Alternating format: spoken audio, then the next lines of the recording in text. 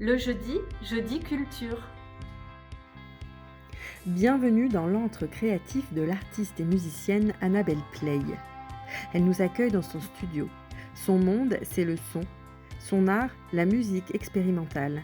Et avec les scènes croisées de Lozère, Annabelle Play a décidé de collecter des capsules sonores. Les capsules sonores, ont émergé, l'idée a émergé lors du premier confinement avec Marion, les scènes croisées et moi. On a pensé à faire un appel à participation autour de l'écoute qu'on peut porter à notre environnement le plus proche.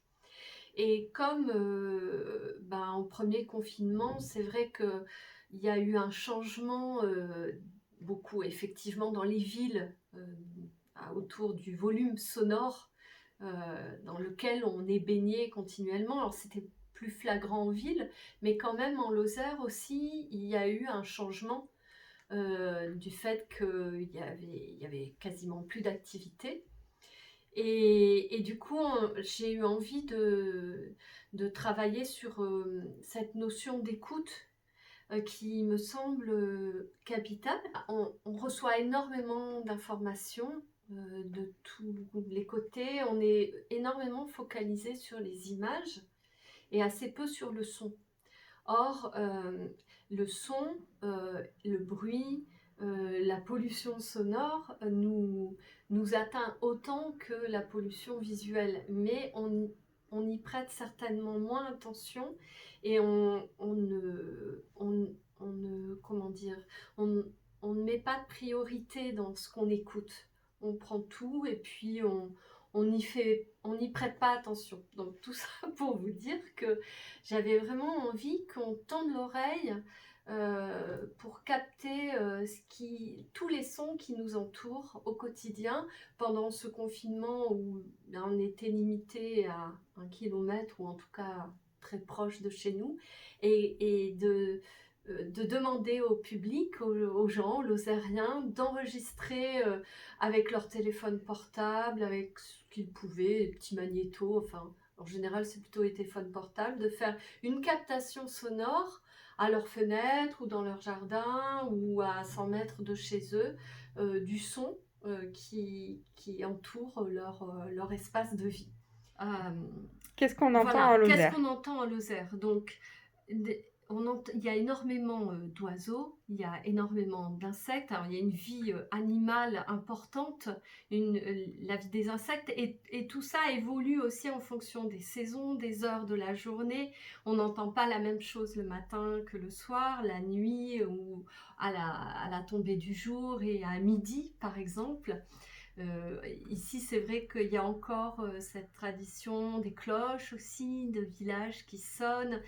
Il y a comme ça un environnement assez champêtre qui caractérise forcément la campagne. Le fait de prendre le temps d'écouter ce qui nous environne, c'est aussi commencer à prendre une position dans notre monde d'aujourd'hui. C'est-à-dire écouter, ce n'est pas être passif, c'est développer une posture active, même si on a l'impression de ne rien faire, déjà écouter et décider d'orienter son écoute à droite, à gauche, d'un côté, de réagir à un son qui peut être derrière nous ou devant nous. Déjà, c'est être actif et c'est déjà sélectionner pointer une direction dans nos écoutes et puis prendre du recul aussi.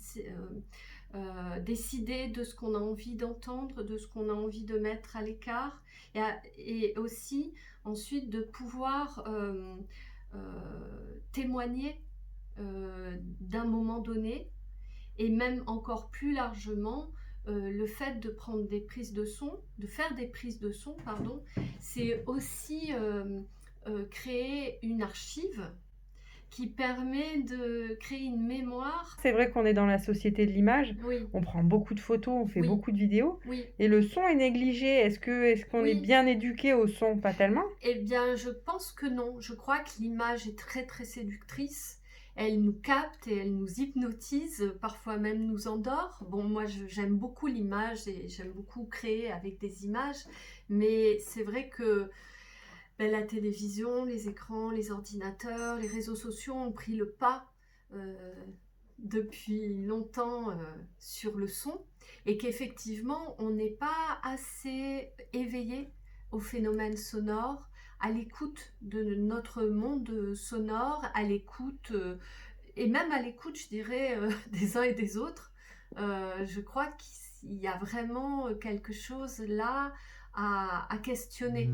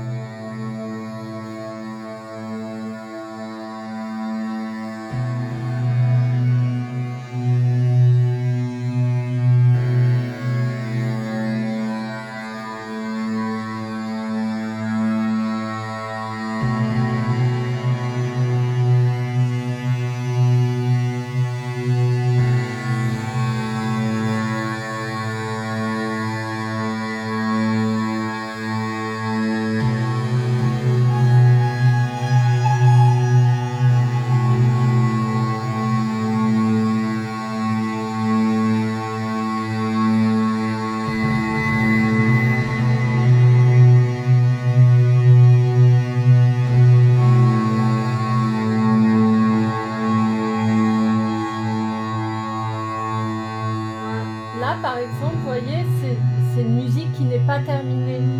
C'est simplement une recherche de matériaux, comme on peut faire des esquisses en dessin, et qui va me permettre de réfléchir à comment je peux le compléter, le faire varier, le faire évoluer, avec quel autre son. Est-ce que je change sa couleur? Est-ce que je change... Est-ce que j'ajoute des aigus? Est-ce que je rajoute des graves? Avec quel type de son je peux le composer? Vers quoi il va? Donc je fais beaucoup de prises de son pour réécouter après les avoir jouées.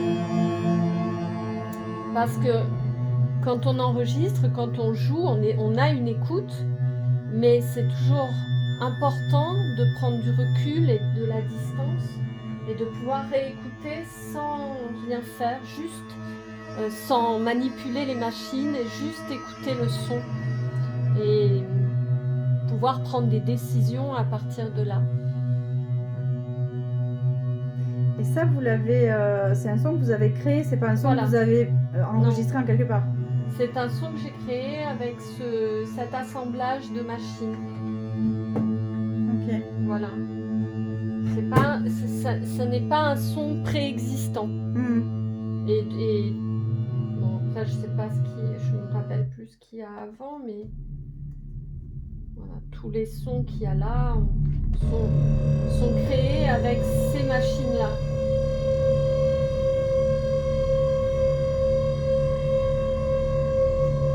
Et ça pourrait être aussi des sons qu'on pourrait retrouver par exemple dans des musiques de films ou des choses comme ça?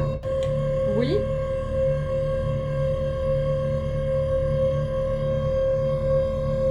Donc là, par exemple, le son comme ça en soi, c'est une matière sonore.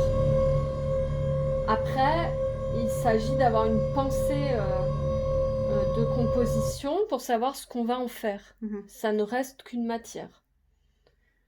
Et en termes de genre, alors votre genre, ça se rapproche un peu de l'ambiance, un peu quand même, non? Alors, j'écoute là, mais bon, oui, là c'est brut. Voilà, là c'est un peu brut. Disons qu'il y a des choses qui sont plus électroniques, des choses qui sont plus électroacoustiques. Ça reste quand même dans ce qu'on appelle les musiques expérimentales.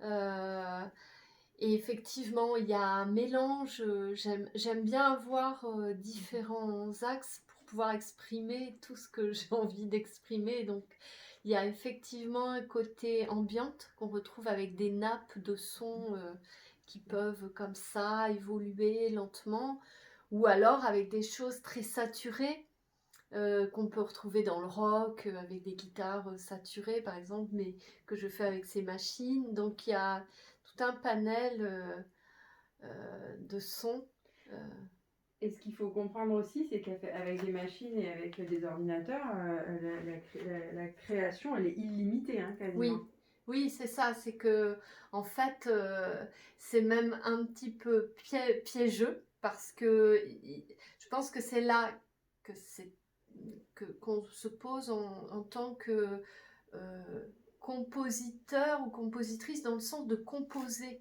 vraiment à partir, de toutes, ces propositions illimitées. Parce que le son, c'est aussi très séduisant, donc on peut se dire: «Ah, ce son, il est super», et se laisser mener par le son. Sauf que il y a un moment donné, il faut prendre des décisions musicales et composer le son, comme un petit peu quand on est avec un cheval, sauvage, qu'on essaye d'amener et avec lequel on essaye d'aller ensemble, enfin avec lui quelque part. C'est pareil avec le son. Il a sa propre vie. En tant que musicien ou musicienne, on a notre propre, projection de là où on veut aller, et ensemble, comment on fait. Voilà. Et alors, dans la généalogie de la musique, les Oui, musiques électroniques, ou en tout cas les musiques fabriquées avec les ordinateurs et les machines, oui. elles arrivent en bout Eh en ben, bout pas de tant que ça, course. parce que en fait, les premières musiques, dites, électroniques ou bruitistes, sont arrivées, dès le début du XXe siècle. Au moment des premières, découvertes des machines de l'électricité. Il y a eu des premiers haut-parleurs au début du XXe, avec le mouvement bruitiste, Russolo. Et comme ça, toute une évolution avec les premiers micros. Il y a eu aussi des expériences un petit peu folles de détournement de ces premiers outils, avec lesquels se sont amusés, des musiciens qui ont, qui ont eu le désir de sortir de l'orchestre et des instruments classiques. Donc en fait, il y a depuis le début du XXe toute une évolution grâce aux découvertes technologiques et à l'électricité, et à la fabrication de nouveaux instruments. Et tout ça s'est fait, depuis, le tout début du XXe, jusqu'à aujourd'hui, effectivement, où on arrive à des outils, très développés, au niveau de l'informatique, et puis toutes ces machines, qui, ben, il y en a énormément qui nourrissent les compositions d'aujourd'hui. Donc c'est pas vraiment la musique du futur, on pourrait penser ça quand Non, on connaît pas bien et ces non, en genres-là. fait, c'est pas tant. Maintenant, des fois, je dis même que je fais de la musique classique d'aujourd'hui, parce que, effectivement, c'est le seul problème, c'est que ce n'est pas assez diffusé auprès du tout public, et en même temps, toutes ces, technologies, toutes ces façons de faire du son, et sont très présentes dans les musiques, de variété ou musiques actuelles, ou voilà, même dans les films, vous en parliez, mais passent moins, au niveau du public, quand il s'agit de composition musicale et de musiciens, qui pratiquent ces musiques-là aujourd'hui. Donc c'est important, et c'est pour ça que cette association avec les scènes croisées a été fertile, parce qu'on a pu créer différents événements, différentes soirées, et puis la journée immersion, qui a eu lieu en mai dernier, qui est une journée de festival avec la ville de Mende, les scènes croisées, où on propose des formes immersives comme ça, avec des concerts, de musique, électronique, des formes audiovisuelles, des concerts aussi avec l'école de musique de Mende. Donc pour amener toutes ces pièces, ce répertoire au public.